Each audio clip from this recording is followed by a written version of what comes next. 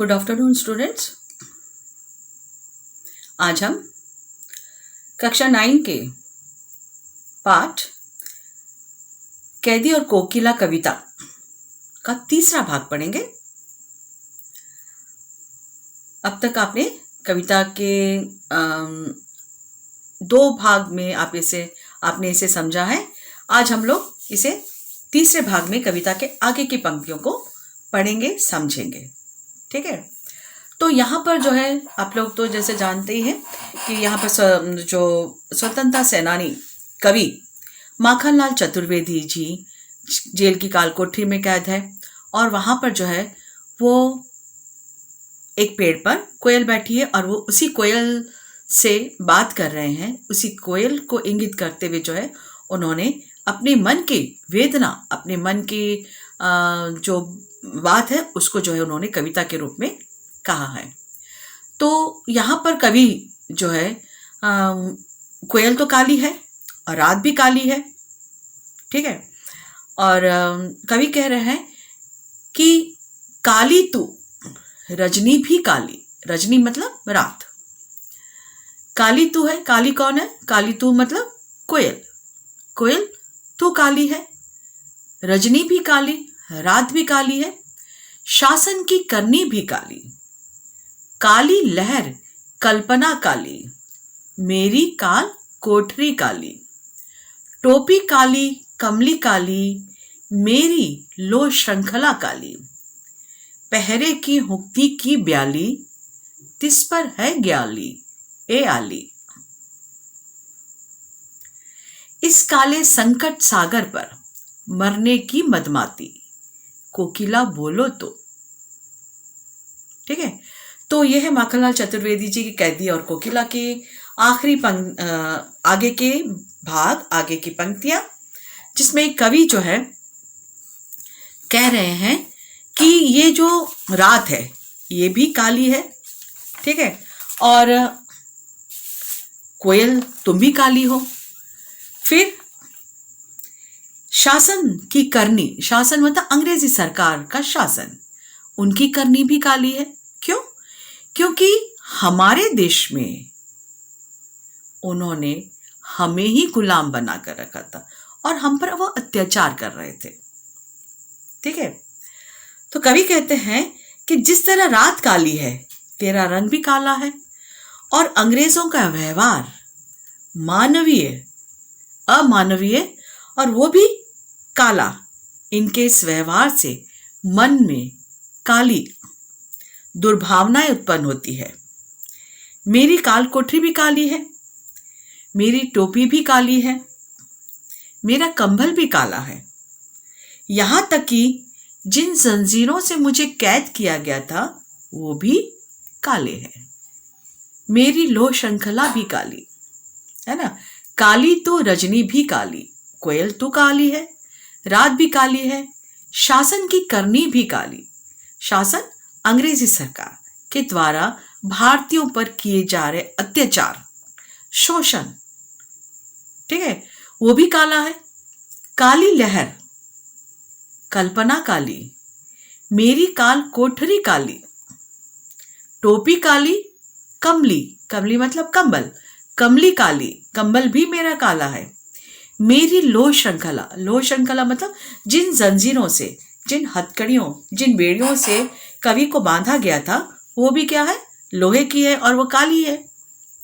पहरे की हुंकती की ब्याली, जो पहरेदार जागते रहो का जो हुंकार भर रहा है, ठीक है, वो ऐसा लग रहा है जैसे कि कोई सांप फुंकार मारा। ब्याली मतलब सांप, सांप की फुंकार की तरह लग रहा है।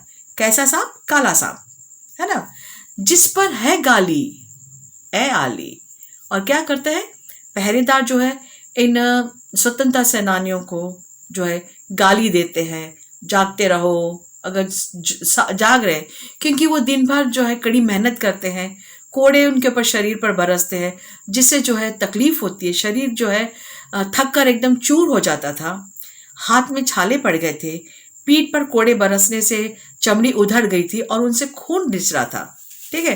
और उस छोटी सर की 10 फुट के उसमें छोटे से उसमें जो है ना तो कभी ठीक से बैठ पाता है न लेट पाता है, ठीक है, क्योंकि लेटने से पीठ में तकलीफ होती थी, जो कोड़े मारे गए थे उनसे खून रिस रहा है, और अगर वो जागते भी थे तो पहरेदारों की गाली सुनना पड़ता था, है ना। तो पहरे की हुंकती की ब्याली, वो सांप की तरफ हुंकारते हैं जागते रहो, और तिस पर है गाली ए आली। ए आली मतलब अपनी सखी कोयल से कह रहे हैं, ठीक है। तो कवि जो है कोयल से कहता है कि जिस तरह रात काली है तेरा रंग भी काला है, और अंग्रेजों का व्यवहार अमानवीय है, वो भी काला है। उनके इस व्यवहार से मन में काली दुर्भावनाएं उठ रही है, ठीक है। मेरी काल कोठरी भी काली है, मेरी टोपी भी काली है, और मेरा कंबल भी काला है, यहां तक कि जिन जंजीरों से मुझे बांधा गया है वो भी काले हैं, ठीक है। तो काला किसका प्रतीक होता है? संकट का प्रतीक होता है ना। कोयल जो है रात अंग्रेजी सरकार जो है के अत्याचार पूर्ण कारनामे से जेल के कैदियों को हथकड़ी और जेल की कोठरी में जो है कवि की टोपी देश में फैले निराशा का प्रतीक को मनाया गया है, ठीक है। ये जो काले है, सब कुछ जो काला है वो देश के जो लोग हैं वो जो है निराश है, उदास है कि आखिर किस तरह से जो है इन अंग्रेजों के अत्याचार को तोड़ा जाए, ठीक है। किस तरह से जो है इन अंग्रेजों से हम आजादी को पाएंगे। आगे कवि कहते हैं कि इस काले संकट सागर में, संकट कैसा है? विशाल है, सागर की तरह, ठीक है। इस काले संकट पर मरने की मदमाती। काले संकट का क्या अर्थ होता है? देशवासियों पर जो तरह तरह के अत्याचार किए जा रहे हैं, ठीक है, जेल के बाहर भी और जेल के भीतर भी। अंग्रेज जो है भारतीयों को जो भी उनसे विद्रोह करते थे, जो भी उनके खिलाफ जाते थे, उन पर जो है वो जुल्म करते थे, क्योंकि भारत के जो लोग थे वो अंग्रेज के गुलाम थे और गुलामों पर अत्याचार करना अपना अधिकार मानते थे। और इस तरह से जो है उनको, भारतीयों को जो है कई तरह के अंग्रेजों की यातनाओं का सामना करना पड़ता था। इसलिए कवि कह रहे हैं कि इस काले संकट में, ये संकट सागर है, इस काले संकट सागर में ये जो कठिनाई समय है वो सागर की तरह विशाल है। हर जगह जो है अंग्रेजों का अत्याचार फैला हुआ है, ठीक है। तो इसलिए जो है ये जो अंग्रेज हम पर तरह तरह की यातनाएं कर रहे हैं, तरह तरह के अत्याचार कर रहे हैं, ये जो है स्वतंत्रता सेनानियों को कई तरह के जो यातनाएं दी जा रही है उसको इस दर्शा रहा है। क्या दर्शा रहा है? इस काले संकट में ये जो समय है ये हमारा काला है, हमारा संकट का समय है, ठीक है। और इसमें जो है मरने की मदमाती, हम जो है आजादी पाने के लिए हम मर मिटने तक के लिए तैयार है। इस काले संकट से निकलने के लिए जो है हम मर मिटने के लिए भी तैयार है, ठीक है। जो जेल के पहरेदार है स्वतंत्रता जो सेनानियों को जो है अमानवीय व्यवहार करते थे, उन्हें बात बात पर गाली देते थे, ठीक है। उसी को कह रहा है कि पहरे की हुंकती की ब्याली, तिस पर है गाली ए आली। इस काले संकट पर मरने की मदमाती, कोकिला बोलो तो।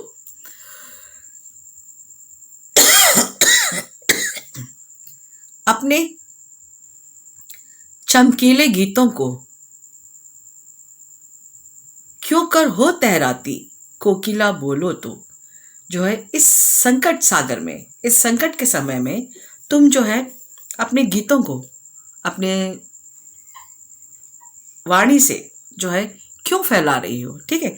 कवि ने कोयल के गीतों को चमकीले गीत, है ना, अपने चमकीले गीतों को क्यों कर हो तहराती, ठीक है। तो कवि कह रहा है कि ये जो तुम गीत गा रही हो, ठीक है, ये गीत जो है लोगों के मन में, स्वतंत्रता सेनानियों के मन में, ठीक है, क्या कर रहा है?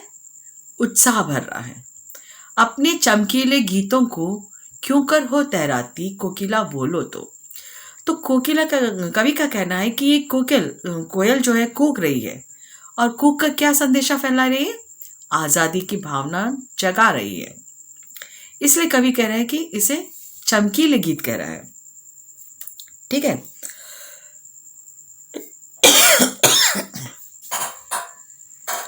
उनमें जो है एक उत्साह का संचार हो रहा है और उनके मन में कौन सी भावना पनप रही है? आजादी की भावना।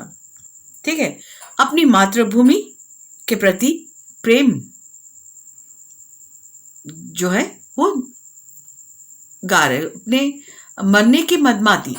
ठीक है। इस काले संकट पर मरने की मदमाती। किस पर मरने की मदमाती? अपने देश पर। जो स्वतंत्रता सेनानी है, जो आजादी के मत वाले हैं, जो क्रांतिकारी भी है, ठीक है, और स्वतंत्रता सेनानी भी है, तो ये लोग जो है अपने देश पर मर मिटने की भावना को रखते हैं। और इनका जो इन अंग्रेजों के द्वारा जो किया गया जो अत्याचार है, उनके मनोबल को तोड़ नहीं रहा है, उनके मनोबल को और मजबूत कर रहा है। ठीक है। कवि कहता है कि स्वतंत्रता सेनानियों के मन में उत्साह का संचार कर रहा है और उनके मन में कौन सी भावना भर रहा है? आजादी की भावना। अपनी मातृभूमि के प्रति प्रेम को जो है वो प्रदर्शित कर रहे हैं। ठीक है। कोयल के चमकीले गीतों को सुनकर मन में एक आशा जाग रही है, उत्साह हो रहा है, एक प्रेरणा मिल रही है। ठीक है। कोयल अपनी इन्हीं गीतों के माध्यम से देशवासियों के हृदय में स्वतंत्रता के लिए विद्रोह के बीज बो रही है। किससे विद्रोह? अंग्रेजों से विद्रोह करने के। ठीक है। उनके मन में स्वतंत्रता की भावना को जगा रही है। ठीक है। इस काले संकट पर मरने की मदमाती, ये जो काला संकट है कहां पर छाया हुआ है? भारत पर छाया हुआ है। मरने की मदमाती, इस संकट पर जो है मरने के लिए, हम मर मिटने के लिए तैयार हैं। अपने देश को आजाद कराने के लिए जो है हम मर मिटने तक के लिए भी तैयार है। ठीक है। आगे जो है कवि अपनी और कोकिला से तुलना कर रहा है। ठीक है। तुझे मिली हरियाली डाली, मुझे नसीब कोठरी काली, तेरा नभ भर में संचार, मेरा 10 फुट का संसार, तेरे गीत कहावे वाह, रोना भी है मुझे गुनाह, देख विषमता तेरी मेरी, बजा रही तिस पर रणबेरी। ठीक है। यहां पर कवि माखनलाल चतुर्वेदी एक कालकोठरी में बंद है। वो कितनी बड़ी है? 10 फुट का छोटी सर की कालकोठरी है जिसमें वो कैद है। ना तो वहां पे कोई हवा आ रही है, ना प्रकाश आ रहा है। ठीक है। एक छोटा सर का रोशनदान है और उसी से जो जितनी भर हवा आ रही है, जितनी रोशनी आ रही है। कवि कहते हैं कि तुम तो आजाद हो, स्वच्छंद हो। ठीक है। तुम जो है पेड़ों की हरी भरी डाली पर फुदक रही हो, आजादी के गीत गा रही हो, लेकिन मैं तो कालकोठरी में बंद हूं। तुझे मिली हरियाली डाली, मुझे नसीब कोठरी काली। मुझे जो है क्या नसीब हुआ है? ये कालकोठरी। तेरा नभभर में संचार, तुम जहां चाहो वहां आ जा सकती, तुम आजाद हो, स्वच्छंद हो, लेकिन मैं तो इस कालकोठरी में बंद हूं जो 10 फुट का है। यही 10 फुट के में मेरा सारा संसार है। तुम जब गीत गाती हो अपनी मधुर आवाज से तो तुम्हें जो है वाहवाही मिलती है, और मैं अगर रोता भी हूं अपने शरीर की तकलीफ को देखकर, अगर रोना भी मुझे आता है तो वो भी मेरे लिए गुनाह है। क्यों? क्योंकि पहरेदार जो है और मुझ पर कोड़े बरसाते हैं और गाली देते हैं। ठीक है। देख विषमता तेरी मेरी, बजा रही जिस पर रणभेरी। यहां पर जो है कवि कह रहे हैं कि देख तुम जो है आजाद हो। कवि जो है अपनी तुलना कोयल से कर रहे हैं कि तुम तो जो है आजाद हो, तुम हरे भरे पेड़ों पर फुदक सकती हो, जहां चाहे वहां आ जा सकती हो। ठीक है। तुम्हें हरियाली मिली है और मुझे ये ये काल कोठरी मिली है, ठीक है। तो खुले आकाश में जहां चाहे वहां जा सकती है, और मुझे ये 10 फुट का जो है इस संसार, ये जो 10 फुट का कमरा है, यही मेरा संसार है। और तुम खुले आकाश में क्षितिज तक, दूर दूर तक पेड़ों की ऊंची डाली पर फुदक सकती हो, जहां चाहे आ जा सकती हो, हरियाली भर में, और मैं इस काल कोठरी में बंद हूं, ठीक है। और मुझे इस काल कोठरी में सिमट कर रह जाना, क्यों? क्योंकि 10 फुट का है। तेरे गीत कहावे वाह, जब तुम गाती हो अपनी मधुर आवाज में, तो तुम्हें जो है सभी की प्रशंसा मिलती है। तुम्हारे गीतों पर, तुम्हारी आवाज पर, तुम्हारी मधुर आवाज पर, मीठी आवाज पर जो है तुम्हें सभी की प्रशंसा मिलती है, ठीक है। और मुझे तो रोना भी गुनाह है। जहां मैं अगर मैं अपनी तकलीफ से रोता हूं तो मुझे पहरेदारों की गाली सुननी पड़ती है। तू रणभेरी बजाकर भारतीयों को अंग्रेजों के विरुद्ध लड़ने के लिए, संघर्ष के लिए प्रेरित कर रही है। मैं तेरे इस हुंकार पर केवल अपनी रचनाओं का ही योगदान दे सकता हूं, ठीक है। तेरी मेरी देख विषमता मतलब जो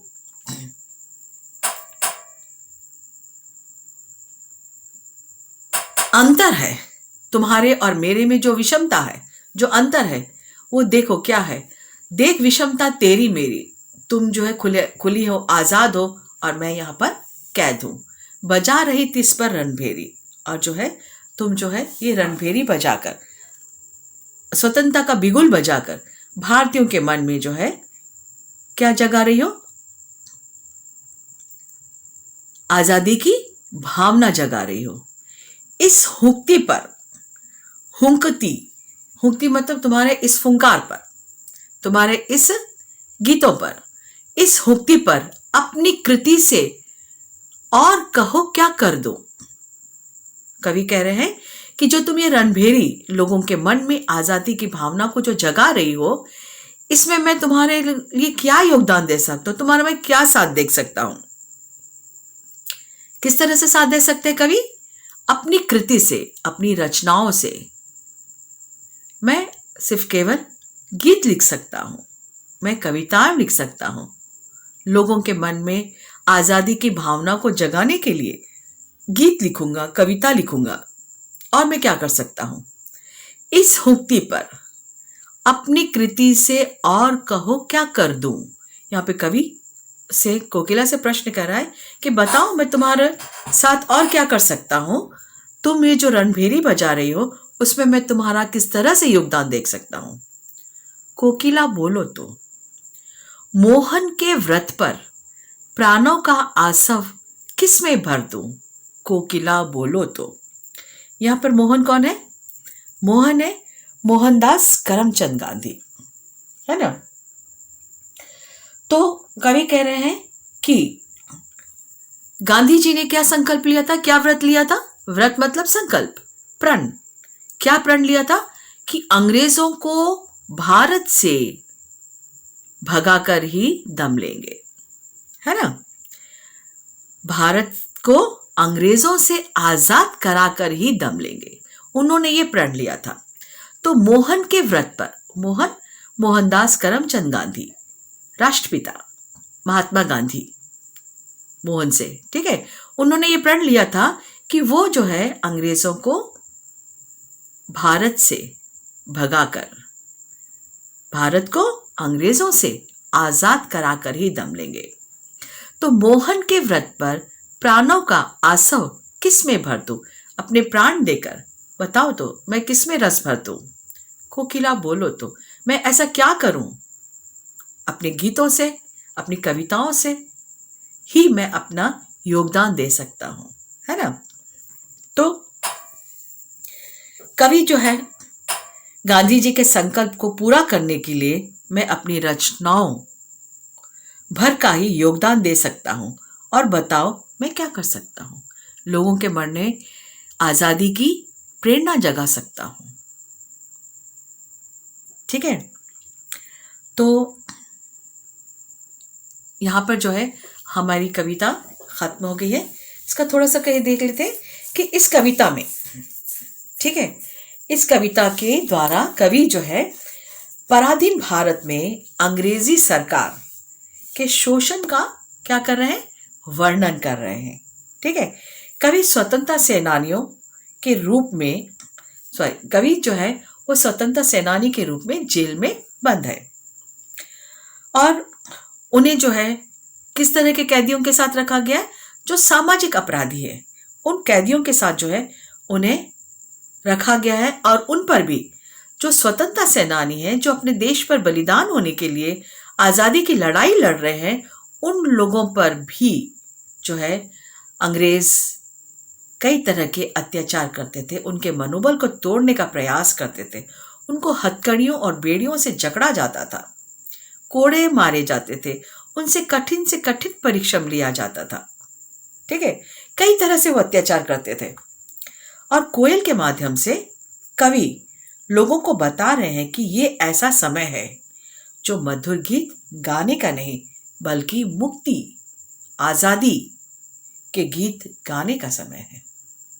ठीक है, तो यहाँ पर कवि स्वतंत्रता सेनानी मक्खनलाल चतुर्वेदी जी, जो एक देशभक्त थे, ठीक है, स्वतंत्रता सेनानी थे और देश को आज़ाद कराने के लिए उन्होंने अपने गीतों के द्वारा, अपनी कविताओं, अपनी रचनाओं के द्वारा लोगों के मन में आज़ादी की प्रेरणा जगाने का प्रयास किया है और इस प्रयास के लिए उन्हें अंग्रेज़ों ने जेल में कई बार कैद किया है और ये कविता कवि उसी जेल में रहकर ये कविता लिख रहे हैं।